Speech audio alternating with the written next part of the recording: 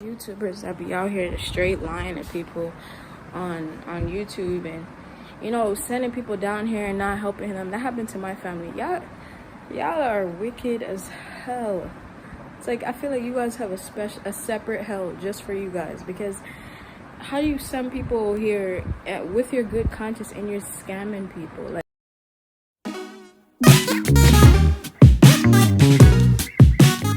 Shalom, it's No Limit Eddie back with another video. Today's video is actually going to be a response video to a YouTuber who's living over in Tanzania as of now. Her name, I believe, is Celeste TV. I'm going to leave her, the original video that I'm responding to pinned in the comment section, so definitely check it out after you watch this video. So yeah, man, I found out about this video the other day from my guy, Busy. I was live and he just said, hey, there's somebody basically made a video, basically low-key talking about the same stuff you've been talking about. And I said, okay, I'm gonna check it out. I ended up going to the channel and be like, oh yeah, I know this person. I've seen this person's video one time before. And now, another one of the videos that popped up that I ended up watching from my guy Busy that he told me to check out. I shared that video out on my community tab. Shout out to everybody that was on there in the comment section. I went there today to download the video, saw a couple of you guys kind of went over to the channel. Definitely subscribe to the channel if you haven't already. Let's try to get it to 1,000 subscribers. But let's go ahead and get into the content of what this video is about, right? So she mentioned probably like 3 points that I want to mention in today's video. The first point is she's mentioning that Africa is not as cheap as people are making it seem to be, and that is 100% true. I made videos about this in the past. The price of living in Africa is increasing. I'm gonna put a card in the video that you should check out. But essentially, it's supply and demand. Is people are not thinking in the future; they're thinking very short term and are thinking very selfishly, and that's causing the prices to rise. The prices don't have to rise nearly as fast or nearly as much as they do or as they have in the past few months over in Tanzania, but it's selfishness. People are not being considerate and things like that. But that's a topic for another day.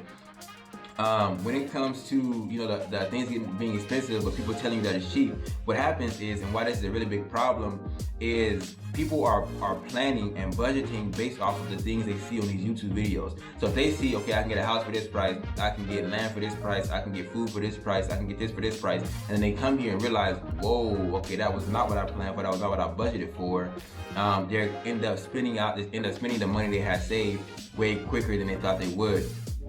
And then you compound that and you contrast that with the fact that many of these people are not having any streams of income when they come there. They're coming there off of unemployment, they're coming there off of credit cards, they're coming there off of stimulus, they're coming off of all these different things, and they don't even have a stream of income. And their main plan of getting income is they'll figure it out when they get there, or they're believing within their heart that they are going to just start a business and it's going to be, it's going to flourish just like that, and so it's very bad if you bring somebody over there and, they're planning for this certain amount and they end up spending way more than that amount and their savings is boom right here after 3 months.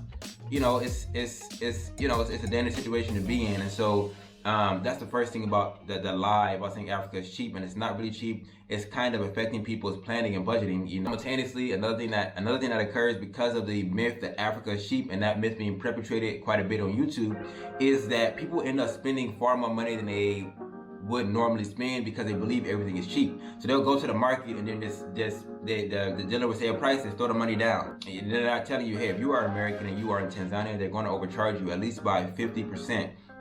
So if they quote your price at 10,000, cut the price down in half, cut it down even lower than that, and negotiate. Most YouTubers are not really telling you, hey, they're trying to get as much money out of you as possible. Don't accept the first price. Negotiate, haggle, fight for it, get the price that you desire, or walk away from the deal. Most YouTubers are not really telling you that, and so people are just coming here throwing the money down like they in the casino, 100 on black, no problem, and they're spending their money so quick, thinking everything is cheap, and they don't really understand the conversion rates and how much they're actually spending. They're probably spending more on a day in Tanzania than they would be spending in a day in America. Because of the currency rate. So they're thinking, oh, I just spent 300,000 teaching today, that's only $5. But really, they just spent $200 today, $100 today, $150 today, not even realizing and not even really calculating it in their head until they start to look at the account and be like, whoa, we're looking a little winterized, So that happens from time to time, but with the myth being perpetrated that Africa is cheap, you know, it's screwing people over because they plan a budget for this price, they get here, it's a whole different price, and now their savings is not going to last them nearly as long as they thought. They thought they had a year worth of savings, they got 3 months worth of savings. Dangerous situation, ain't it? Likewise, they're just going there spending money that nobody's teaching you to negotiate. That's why when I make videos, I make negotiation videos to show you guys, yo, stand firm on the price that you want. Walk away, go to store to store to store if you need to. Like, get the price that you're supposed to get. Don't be comparing the price that you get in America to the price you get here. You are a resident now. If that's what you're coming into the continent with, if you're a resident, you're a resident now. So why are you worried about what prices are in America? Focus on the price that a local Tanzanian would get, that local Egyptian would get, that a local Gambian would get. Focus on those prices and negotiate for those prices. You're still going to pay a little bit more. You know what I mean? Accept that. That's a part of the game when you are coming from America. It is what it is. But it should not be 3 times more, 4 times more, 5 times more than you were supposed to pay. So I got a comment the other day on a video, and they said, I seen a house for $1 in Zimbabwe. Your biggest expense will be just getting there, LOL. But definitely have something going for you, for income wise, because that's a big jump. So like things like that, like people will actually believe these half-truths completely. Is there a house for $1 in Zimbabwe? I highly doubt it. However, imagine there is a house for $1 in Zimbabwe. You can imagine that's probably not a place that you want to live in. It's probably not a place that you would want to have your friends and your family be in, because of the fact that if something is $1, that means the inflation in that country is stupid, dumb, crazy. Which more than likely means the people in that country are stupid, dumb, poor, which probably means that you coming in with your American savings, your American earnings will be the biggest target on the block. And you're probably going to not make it out of there unscathed. You're probably going to get robbed. You're probably going to get set up. You're probably going to get finessed in one way or another, living in a $1 house in a foreign country as an American. So you have to keep certain things in mind, especially about the housing. You have to understand that when you go to Africa, right? In particular, I could say Tanzania, because that's where I was at. When you go there, you almost are a celebrity, right? As weird as that sounds, you almost are a celebrity. So think about your favorite rapper, your favorite actor, your favorite whatever. They can't just move how they want to move. They can't just do what they want to do. They can't just live how they want to live. They have to always think cautiously that there's some people out here that hate me.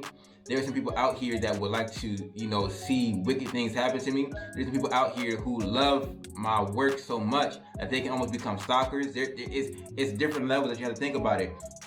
But when you are an American, that has such an allure in Tanzania. I'm talking about people will look at you differently. They want to talk to you. They want to come to you. They literally think that you're rich. Even though it's not the case, they literally think that you're rich. You literally have to act and behave and live as if you're a celebrity in there. So if you're moving to a rural African country, a rural African village, that may not be the smartest move for you to make, especially not in the beginning when you're first moving to that country where you don't know how to read situations, engage situations. It's not the most smart thing to do. So, just have truths. Maybe there is a house for $20 a month, but is it too far out? Is it in a village to where you're probably not going to want to be in that village because of the things that are going on in that village, or the hating that's going on, or the looks that you get, the stares that you get, the fact that nobody around you may speak your language of English. People may in that area, there may not be any other diaspora in that area. You may not be able to call a ride, call an Uber. You may be basically stuck in your house until you can find somebody to pick you up on a boda or something like that. It's a little bit of half-truths that kind of can mislead people and lead people astray. And thinking, okay, I'm gonna go ahead and do this. I'm gonna get this house for $20 a week, and this is their budgeting in their head. I'm gonna get this house for $20 a week. Then I'm gonna do this. I'm gonna start my business and do this, And then they get here and realize, the house for $20 a week. The house, it's a mud house. You know what I mean? It's no AC in there. It's no electricity in there. I can't even charge my laptop in there. Doors don't lock. I mean, it don't even have windows. It's half truths. That lead people astray. And then she mentioned about the business, which I think is a half truth as well. People are coming and telling you to start a business. That's the best way to say. Not telling you that you're going to spend 10,000 USD. This is a quote from a lawyer. 10,000 USD to start a business and get the residency permit in Tanzania, minimum, right? Most people are trying to come over to Africa with $500 in their account, $1,000 in their account, $2,000 in their account. They don't have no $10,000 to start a business and to get a residency permit, which will only last them for 2 years. They can submit all these documents and still be denied for a residency permit. You saw what happened with me personally in my student visa. It's a lot of scams going on in Tanzania, you know. And so, yeah, that's one of the biggest scams too, is come over here and start a business. First and foremost, I made videos about this in the past, but first and foremost, when you are trying to start a business, if you don't have any business experience in America, why do you think you're going to come to a foreign country and start a business and it's going to be easier for you? That's the most foolish thing you can do. You can't even do a business in your own country where you can get loans, where you can get other people's money, you got credit cards, everything like that that'll work. You're trying to come to a foreign country, start up a business that you never had experience in. It's foolish. Second thing, businesses are not profitable usually in the first 5 years. So you're going to try to start a business to support yourself and your family, but it's probably not even going to be profitable. Third thing is, when it comes to businesses in these other countries, you don't even know the local landscape yet. The local Tanzanian makes $80 a month. You're starting a skincare brand that's selling products for $50 each. How do you expect the local Tanzanians to pay for these type of things? They can't. So what does that mean? You're going to have to prey on the diaspora. This is what I talk about all the time. People come to Africa without a proper plan. They end up going broke. They said, okay, what's the quickest way to get money? Let's scam other people that look like me. That's the quickest way to get money. And that's what they do. So when it comes to starting up businesses, it's not the most easy thing to do, and it's very expensive in a country like Tanzania. So she mentioned in that video, in a lot of ways, it's better to go to a country that has ease of access. The residency is easier, where the business stuff is easier, where you can get a job, or where things are easier for you. I personally got the vibe that they don't want you in Tanzania. They don't want you to stay in Tanzania. They want you to visit. They want you to experience it. 1 month, 2 months, 3 months maximum, and then get on. That's the vibe that I got. And that's my personal experience with it. Most definitely. But a lot of these lies are perpetrated on YouTube, and it's mainly because they want to paint you a picture of Tanzania being a perfect place, and then they can say you want a consultation and get their money off you like that. Then you get there, they take you hostage in Airbnb. I saw somebody in the comment section say that they're getting scammed every day for Airbnbs. It's just a lot of half-truths, a lot of lies, trying to line their pockets with your money. Once the diaspora wakes up to these lies, there's going to be a huge rebuttal. There's going to be a lot of consequence to this, because lying and scamming pushes you so far ahead in the very beginning, and then when a scam is revealed, when a lie is revealed, the only thing that stands is the truth. And my videos are based upon truth, so they're only going to gain steam as time progresses. I already know that. I've already been telling you guys this was going to happen, that people are going to start making videos exposing the things that are going on in Tanzania. Yes, I was one of the first people to do it. During Kevin, I was one of the first people to do it. But eventually, they're going to screw the wrong person. And when they screw that wrong, it's not me that they screwed that I'm going to go flip on them, because I never really got scammed by YouTubers. I got scammed by that school in Tanzania, But what's going to happen is they are going to screw the wrong person, and that person is going to expose them from head to toe. They're not going to be shy. They're going to mention very much the names. They're going to mention very much the proof, the receipts, the WhatsApp messages, the everything, and they're going to be exposed from head to toe. And when that happens, it's that video, I'm telling you, that video is going to go so viral when somebody exposes them. And on top of that, it's going to be I'm going to use a pronoun and replace it with the right one, but it's going to be an I too movement. You know the movement that I'm talking about, but you can replace the I with another pronoun, but it's going to be the I too movement. And people was like, I too was scammed by these people, and I too was scammed by these people, and it's going to be so much of it that they will not be able to ignore it. It's going to be all in their comments. They're going to have to remove their comments if they don't want to see it. It's going to be, spam, and they're probably going to go live. It's going to, their downfall will come, and it will come speedily. Like they said, her plagues are coming in one moment. It's going to come speedily for the people who are scamming. So,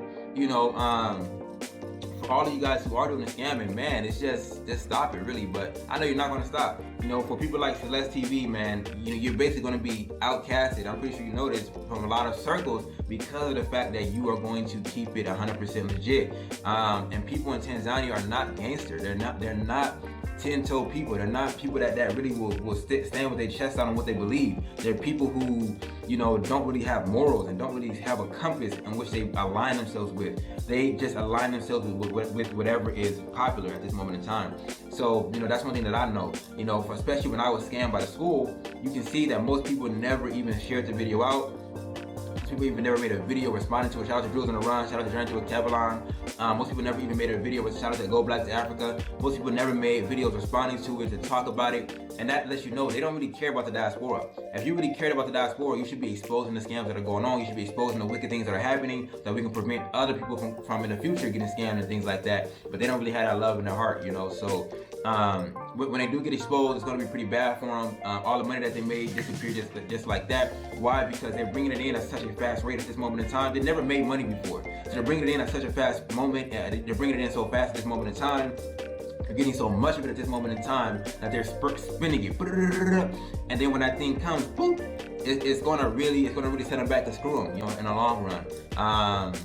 So yeah, but you know, just keep telling the truth. You know, the truth eventually will catch on, because people are gonna realize once the lies are exposed that, okay, I should be listening to this person, I should be listening to that person, so on and so forth. You know, but yeah, shout out to you for making this video. Great video. Everybody go and hit the link in the comment section and go ahead and check out her channel, subscribe to her channel if you guys want to. Watch a couple of her videos and things like that. I like her positive vibe, I like her positive energy. I think I'm gonna subscribe to her channel as well. I don't think I'm subscribed yet, but I'm gonna subscribe to her channel as well. Let's try to get her to 1,000 subscribers, all right? Other than that, man, I want to see you guys in the next video. Hopefully y'all willing. Peace.